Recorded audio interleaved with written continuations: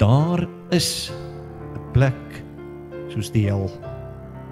Ek was in 'n opvoering betrokke wat ons iets opgevoer het oor Heaven's Gates en Hell's Flames. En die realiteit van daardie plek het ons uitgebeeld. En dit was so geweldig dat al die plekke waar ons dit opgevoer het mense, feitelik die hele kerk het uitgestroom en voor die Here kom neerkniel, hulle sondes bely, baie het tot bekering gekom. Baie mense sê nee, as gevolg van die swaar kry en die moeite en alles wat ons hier het, ons het klaar ons hel op aarde gehad. Baie mense glo, daar is 'n hiernamaals, en so sekere baie bekende mense sê, daar moet waarskynlik so iets wees. Party mense sê, praat van 'n vuur waarin iemand wat doodgaan gaan skoon brand, en so kom jy nou weer na vore. Nee, die Bybel praat baie pertinent en daarom glo ek dit. Maar daar is vir my so 1 of 2 ekstra redes waarom ek glo in hierdie plek. Ek wil hê jy moet vandag luister. Dis ernstig. Ek glo in hierdie plek omdat God 'n regverdige God is. Dat God 'n God van geregtigheid is. En dis die dinge wat dit maak dat God eendag mense sal toelaat dat mense na daardie plek toe sal gaan. Ons dink hier byvoorbeeld aan Hitler met sy 6 miljoen Jode. Dink u dit is genoegsaam dat hy in 'n kelder, in sy kelder in Berlyn selfmoord gepleeg het en toe is dit verby, terwyl hulle hierdie dinge georkestreer het en soveel Jode en mense het, miljoene het hulle lewens gelaat in daardie oorlog. Dink aan kommunisme wat miljoene Christene om die lewe laat bring het. Dink aan lande vandag wat niks met die Bybel te doen wil hê nie. Dink aan mense wat nie erken dat Jesus gekom het nie en nie wil erken dat hy die seun van God is nie. En dan sê die Bybel daardie mense maak God tot 'n leuenaar. Dink jy God gaan dit toelaat? Mense soek na hierdie dinge en daarom glo ek dat daar 'n plek is. Ek glo daar is so 'n plek omdat die Here Jesus praat in Openbaring ook en wys. En die engel sê vir Johannes, skryf hierdie dinge. Weet jy wat staan daar? Mense wat die merk van die dier aanvaar, die merk van die anti-kris, sal in die teenwoordigheid van die lam vir ewig en altyd in die vuur gefolter en gemartel word.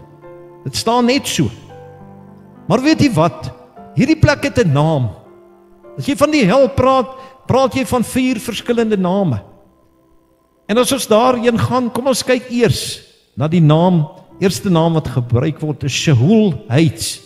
Dit beteken Hades, Sheol beteken doderyk. Daar is die paradysgedeelte van die doderyk en daar is die gedeelte wat die Bybel praat waar hulle gevange gehou word tot op die dag dat die Here weer kom en dan sal die dode en die doderyk saam in die poel van vuur gewerp word. Daardie Sheol Heights of doderyk is nie die hel nie, dis 'n plek waar mense godlooses nou wag. Dan is daar 'n plek met die naam van Tartarus. Dis waar die engele wat in opstand was teen God vasgeketting en bewaar word vir die dag van oordeel oor hulle. En miskien het jy hierdie ding al gehoor. Dan is daar 'n plek soos Abaddon waarvan Openbaring praat, waaruit daardie bose geeste gelaat word om die mense aan die einde van die tye te kom pynig. Om mense 'n laaste kans te gee om by God uit te kom. Die straf in Openbaring is nie net God se regverdigheid en regverdige oordeele nie. Dit is dat mense by hom ook nog 'n laaste kans het om uit te kom. En dan die uiteindelike hel is die naam Gehenna. En dis 'n Hebreëse naam.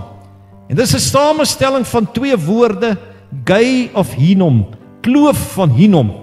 En dit kom in die Ou Testament voor, daar waar die goddelose koning Manasse kinders geoffer het. Geen goeie konnotasie aan hierdie plek nie. Geen goeie konnotasie aan die plek Gehenna nie. Die uiteindelike hel. Dit is die naam van daardie plek. Weet jy, op 'n tydstip het ek tussen die Boesmans gewerk en selfs daardie mense weet van Gehenna, hulle weet van die hel. Almal weet van dit. Daardie plek se naam is Gehenna. En wanneer Jeremia praat hy dat die straf van God sal vir Israel wees. Dit sal, die kloof van Hinnom sal word soos moordal, so sal die mense daar lê. En so erg sal God se straf word. Maar hierdie plek is 'n plek waar mense gaan wees. Waar hierdie plek is, weet niemand op die oomblik nie. Dit kan dalk iets wees soos 'n uitgebrande ster wat daar lê. Ons weet net dat God hierdie plek geskep het, en jy kan daar lees in Openbaring, in die teenwoordigheid van die Lam, word hierdie mense vir altyd en altyd gestraf. God keer hierdie plek goed, beslis gaan daar so 'n plek wees. En ek wil vandag vir u vra, het jy al by die punt gekom wat jy hierdie plek gaan mis en gaan vryspring? Hoe lank gaan die tydsduur in hierdie plek wees? Wanneer jy hierdie plek se tydsduur meet, kan jy dit net meet in terme van die ewigheid van God, soos die Bybel praat, soos God ewig is. En die Griekse woorde gebruik, en ek gaan nie vir daardie woorde aanhaal nie. So haal hy die ewigheid van die hel aan en sê dis vir altyd en altyd en altyd. En kom ons kom nou nader na die einde toe. Daardie plek het grade van straf. Dis duidelik, die Bybel sê die wat geweet het wat die waarheid is, sal met dubbele slag geslaan word. En die ander sal miskien ligter, maar een ding kan jy weet. Dis 'n plek van smarte. Weet jy wat? Is jou naam al geskryf in die boek van die lewe? Want God wil niemand daar hê nie. Hy wil hê dat elkeen tot bekering moet kom. Want ons kan ons nie losmaak van daardie plek. Die Here Jesus het baie meer van daardie plek gepraat as die hemel. En wees gewaarsku vandag dat daar kom 'n tyd dat die mens na een van twee uitbestemmings sal ons gaan. En die vraag is dan net, Jesus het gesterf om ons vry te maak van daardie plek. Het jy al die Here Jesus aanvaar? Kom ons bid saam. Vader, baie dankie, want ons weet, ons hoef nie op te eindig in daardie plek nie. Ek wil eintlik nie eens oor daardie plek praat nie, want dit is te vreeslik om daaraan te dink. Maar Here, ons weet, dit is wat u woord ongelukkig vir ons sê, en ons kan nie dit uit en wegredeneer nie. Help ons, Here, help mense om betyds te kies en reg te kies en vas te hou aan u in Jesus naam. Amen.